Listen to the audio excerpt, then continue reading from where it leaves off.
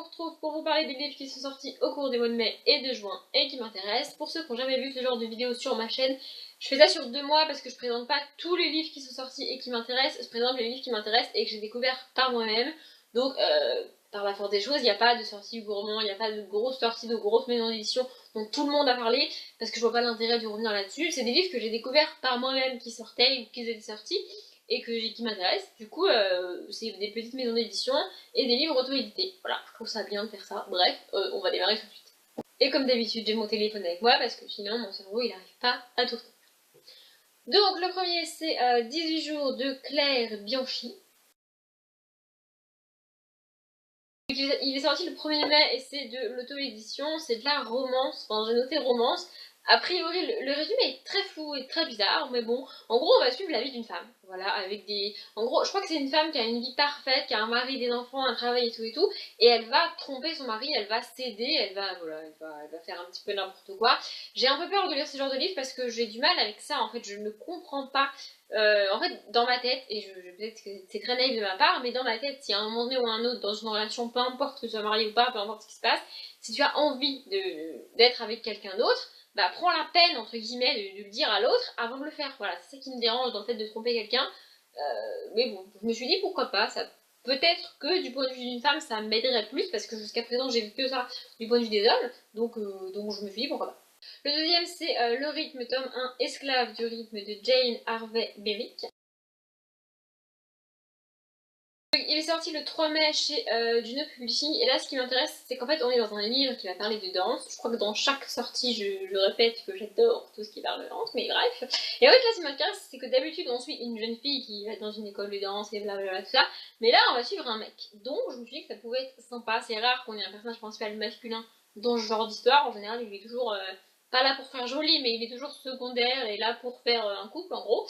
Donc je me suis dit que ça pouvait être sympa. Et apparemment on est dans un monde où la danse c'est un truc, enfin c'est vraiment un peu dark en fait, ça a l'air très très sombre et dans le résumé on a l'impression que dès qu'il prend une décision, ça va lui fermer plein de portes et ça va avoir plein de conséquences négatives et ça va être le bordel. C'est écrit, chaque décision a une conséquence.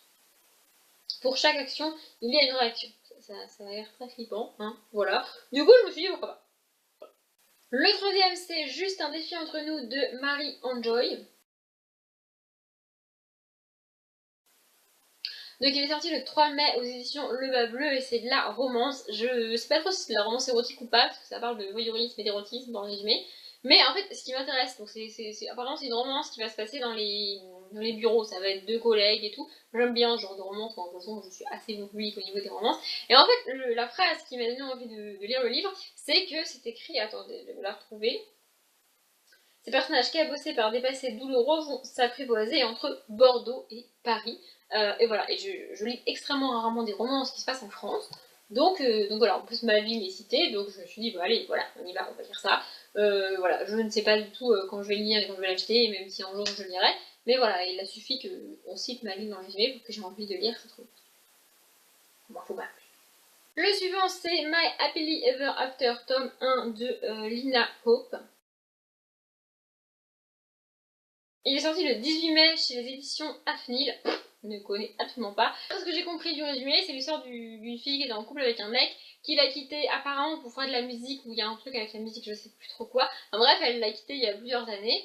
Et alors que tout va bien dans sa vie, qu'elle s'est remise de sa structure et qu'elle a repris son quotidien normal, bim bam boum, il débarque. Enfin, elle le croise, elle le voit, je sais pas comment ça se passe, mais il se revoit et ça va être un peu le bordel.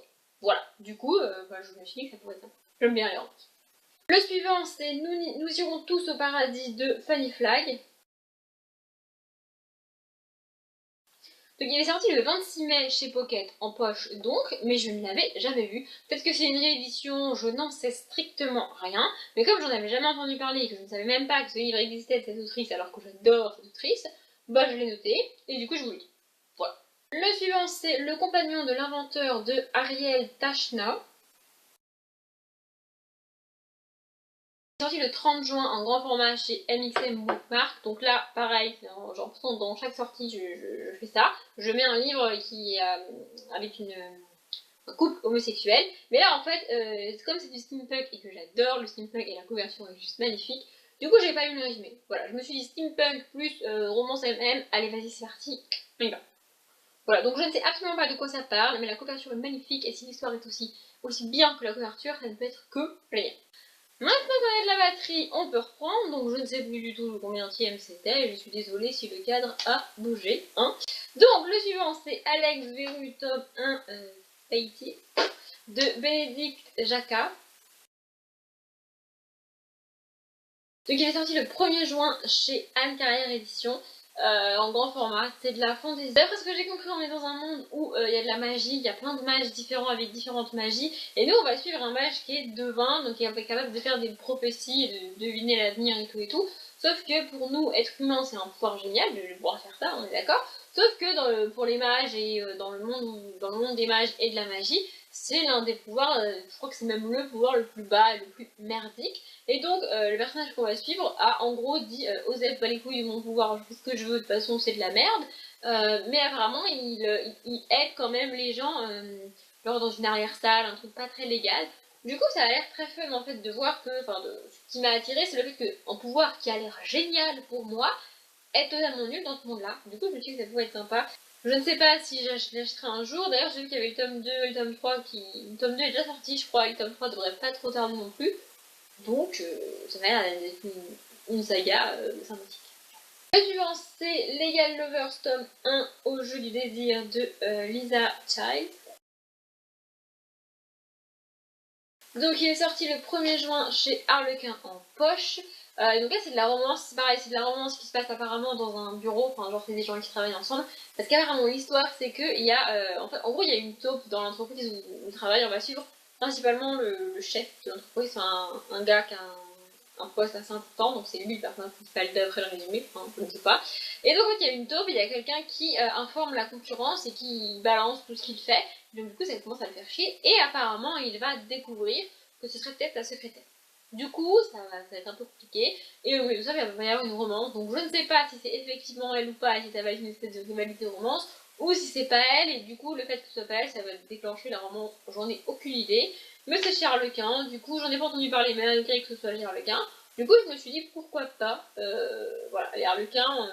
J'ai un peu. En fait, j'ai la vieille image des Harlequins avec une couverture absolument dégueulasse. Je vois mon grand-père, je revois mon grand-père lire ça et il avait une couverture par-dessus pour cacher s'il avait un peu honte de lire ça. Mais maintenant, ça va un peu mieux. On a des couvertures moins kitsch et donc on peut supposer des histoires moins kitsch aussi. Donc pourquoi pas. Le suivant, c'est À votre service, tome 1 de Jordan Cassidy. Donc pareil, il est sorti le 1er juin, mais cette fois-ci c'est de l'auto-édition.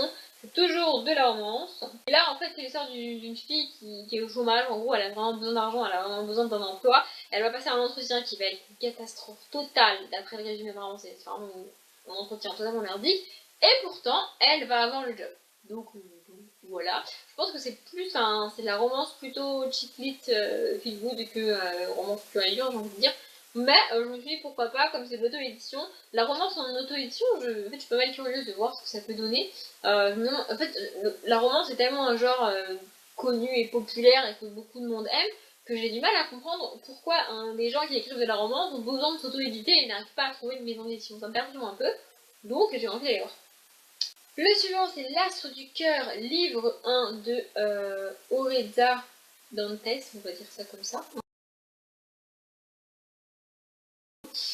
Donc il est sorti le 2 juin chez Édition Livresque. Alors c'est le nom d'édition le plus merdique pour moi, je suis désolée pour la maison d'édition. Hein. Donc c'est un grand format et là c'est du fantastique avec des sorcières. J'en ai pas lu beaucoup mais dans mes sorties, bref, il y en a de plus en plus que j'ai écrites, enfin que j'ai inscrites. Apparemment c'est l'histoire d'une fille qui est déjà merdique, enfin c'est déjà pas très cool pour elle, elle a déjà un destin franchement merdique et franchement sombre par rapport à sa magie. Et elle va découvrir que le jour de ses 16 ans, ça va être encore pire pour elle. Apparemment, elle est destinée à devenir la mère de l'Antéchrist et à avoir des pouvoirs chelous et que ça va être le bordel. En gros, elle est destinée à avoir un destin très sombre et très merdique avec sa magie. Et du coup, je me suis dit que ça pouvait être sympa. Parce qu'en fait, avec ce pitch-là, ça promet une héroïne pas très cruche, quoi, qui va être un petit peu obligée de se bouger le cul. Donc, moi j'aime bien. Voilà. Et enfin, le dernier, c'est John Chano, tome 1, Le loup dans l'ombre de David Gemmell.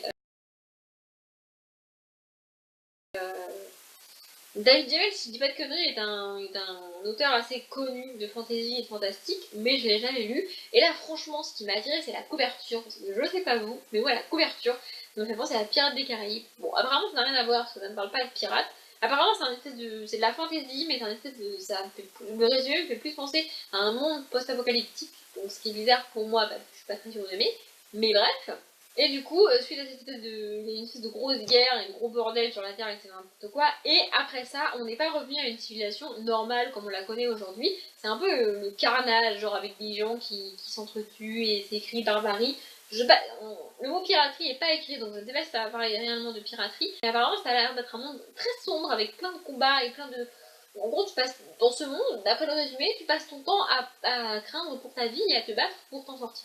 Voilà. Donc, ça m'a l'air pas mal. Bref, ma vidéo est terminée, je suis désolée si la luminosité est partie en live, mais apparemment, enfin, on va avoir droit à un petit orage ce soir, et comme j'ai eu un problème de batterie, bah, j'ai pas pu le faire autrement. J'espère que c'est pas trop sombre, voilà. De toute façon, trop tard, la vidéo est terminée. Bref, hein, voilà. J'espère que ça vous a plu, comme d'habitude, je vous souhaite une bonne journée, un bon après-midi, un bon appétit, ou une bonne nuit, et je vous dis à bientôt.